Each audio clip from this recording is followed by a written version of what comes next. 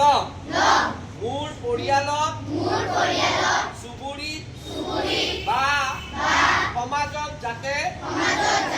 বাল্য বিবাহ নহয় এই কথা নিশ্চিত কৰি কোনোবাই বাল্য বিবাহ কৰাবৰ চেষ্টা কৰিলে পঞ্চায়ত আৰু চৰকাৰী কৰ্তৃপক্ষক অৱগত কৰি সকলো শিশুৰ শিক্ষা আৰু নিৰাপত্তাৰ বাবে মই মাত মাতি আৰু বাল্য বিবাহ